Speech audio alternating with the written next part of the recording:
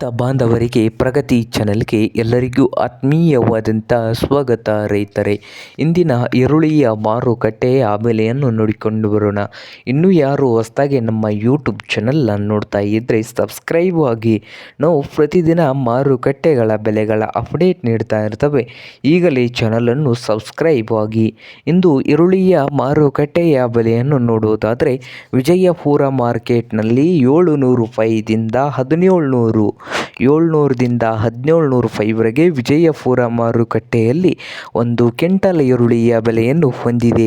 ಹಾಗೆ ಚಿಕ್ಕಬಳ್ಳಾಪುರ ಮಾರುಕಟ್ಟೆಗಳಲ್ಲಿ 600 ರೂಪಾಯಿದಿಂದ 2000, 600ದಿಂದ 2000 ರೂಪಾಯಿವರೆಗೆ ಚಿಕ್ಕಬಳ್ಳಾಪುರ ಮಾರುಕಟ್ಟೆಯಲ್ಲಿ ಒಂದು ಕ್ವಿಂಟಲ್ ಈರುಳ್ಳಿಯ ಬೆಲೆಯನ್ನು ಹೊಂದಿದೆ.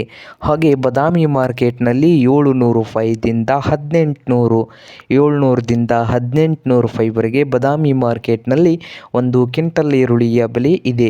ಹಾಗೆ ಬಾಗಲಕೋಟೆಯಲ್ಲಿ 600 ರೂಪಾಯಿದಿಂದ 1800 ಬಾಗಲಕೋಟೆ ಮಾರ್ಕೆಟ್ನಲ್ಲಿ. ಹಾಗೆ ಬೆಳಗಾವಿ ಮಾರ್ಕೆಟ್ನಲ್ಲಿ 700 ರೂಪಾಯಿದಿಂದ 2000 ರೂಪಾಯಿವರೆಗೆ ಒಂದು ಕ್ವಿಂಟಲ್ ಈರುಳ್ಳಿಯ ಬೆಲೆಯನ್ನು ಹೊಂದಿದೆ. ಹಾಗೆ ಮಹಾರಾಷ್ಟ್ರದ ಸೊಲ್ಲಾಪುರದಲ್ಲಿ 400 ರೂಪಾಯಿದಿಂದ 2200, 400ದಿಂದ 2200 ರೂಪಾಯಿವರೆಗೆ ಸೊಲ್ಲಾಪುರ ಮಾರ್ಕೆಟ್ನಲ್ಲಿ ಒಂದು ಕ್ವಿಂಟಲ್ ಈರುಳ್ಳಿಯ ಬೆಲೆಯನ್ನು ಹೊಂದಿದೆ. ನೋಡಿ ರೈತರೇ.